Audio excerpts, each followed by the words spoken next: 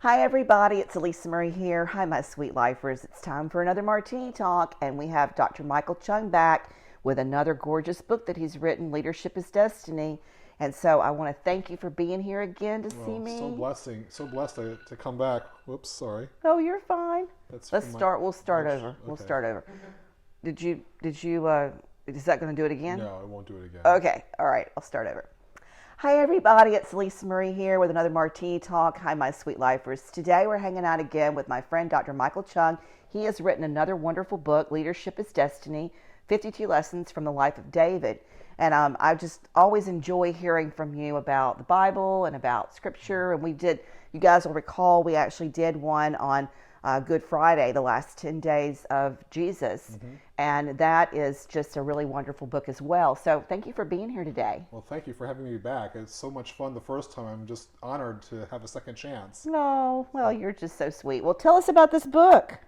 Well, it's, I think I told you last interview, I wasn't planning on writing that book.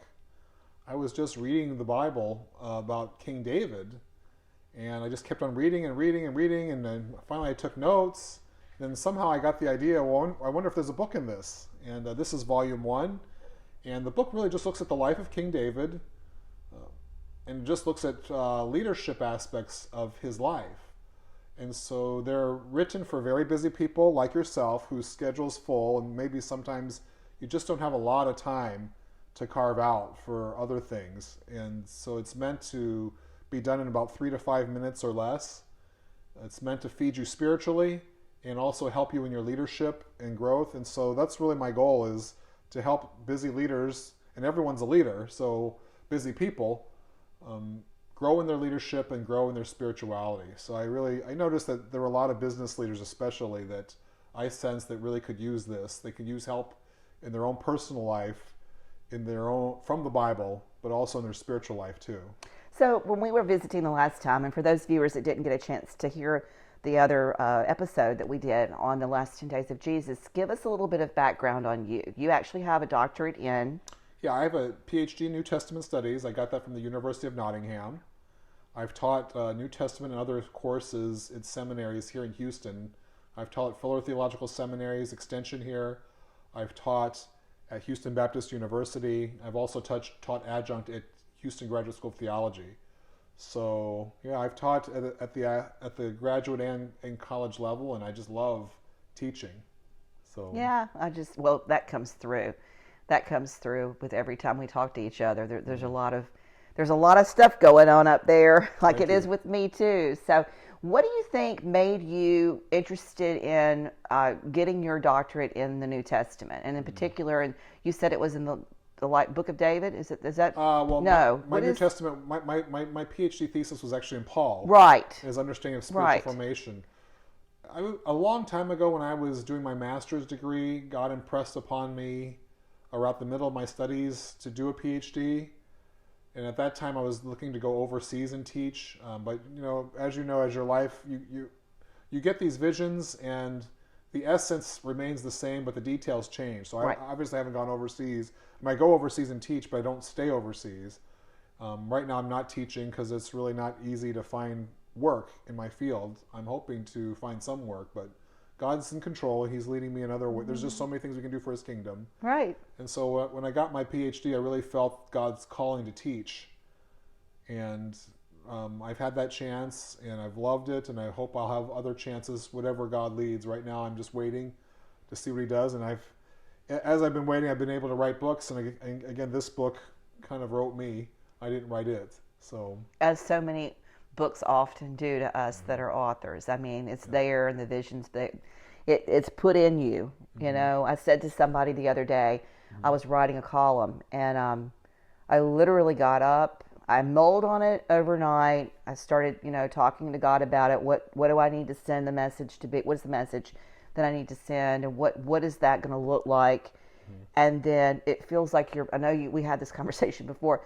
It feels like you're birthing, because it's a part of you that's having to be brought out, and you have to think through that, and and really go through the process of what most of the time isn't painful, but getting all those ideas and thoughts on paper and making it organized so that people understand what you're trying to tell them or share with them or help them to grow. You've got another book coming, right? We've got another book coming out. I'm writing another book, hopefully, and I've got another manuscript I'm trying to get published, so nothing official yet. So, but right now I'm not, I've taken a little bit of break from writing just because of all that's going on in life, but I do hope to write another book in the future on how to do ministry through the way Jesus did it.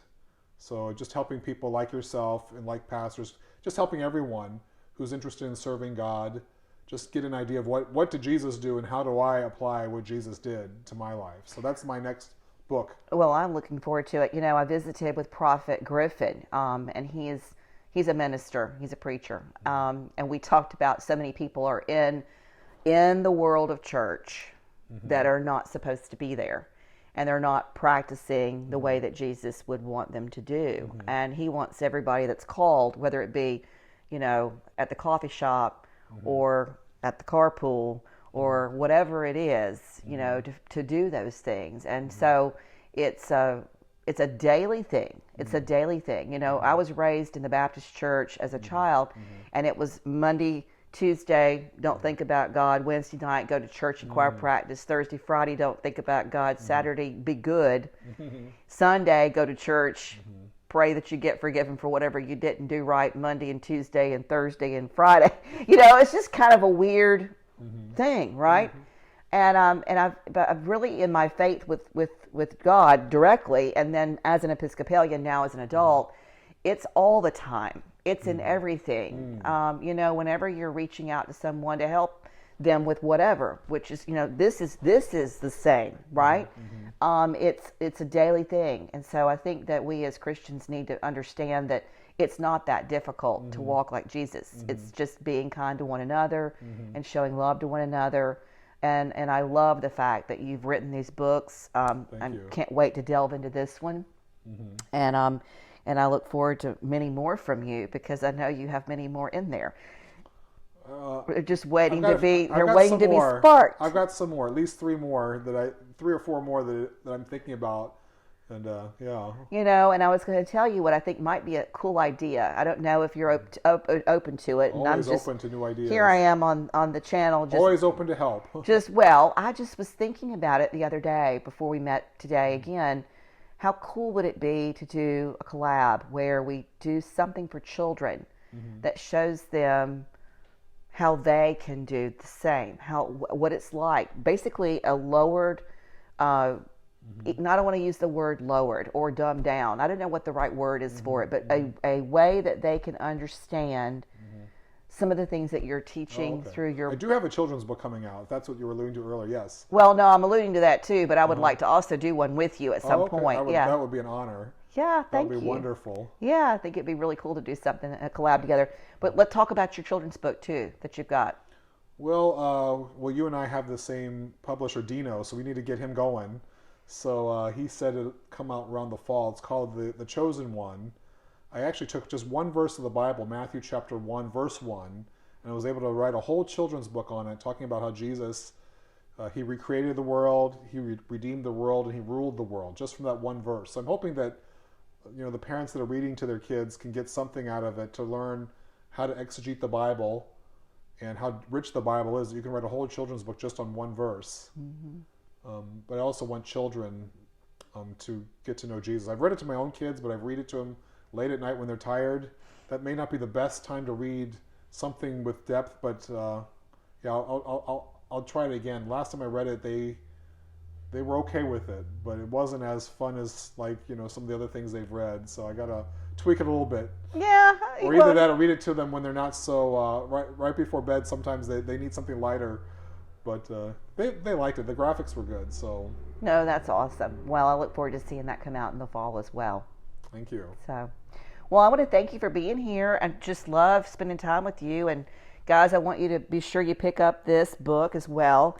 I've got all the information in the episode notes below so that you can get a hold of a copy of this and all your books. I'll be continuously adding that stuff to both the website. Thank you so much. As well as for the channel. And so when the next thing comes out in the fall, we'll have you back and we can promote that and let everybody know how to get that as well. That'd be wonderful. Thank you so much, Alisa. Yeah. I've really enjoyed getting to know you and just being part of your community of people who follow you, and I just hope that I can be a blessing to them. Well, I'm sure you are. You're a blessing to me, and I thank you you for being here. So, listen, guys, I hope that you found some value in our conversation today. Please do and pick up your copy of this, and we look forward to seeing you again. Like and share. Don't forget to ring the bell, and we'll see you again on another Martini Talks. Take care. Bye-bye.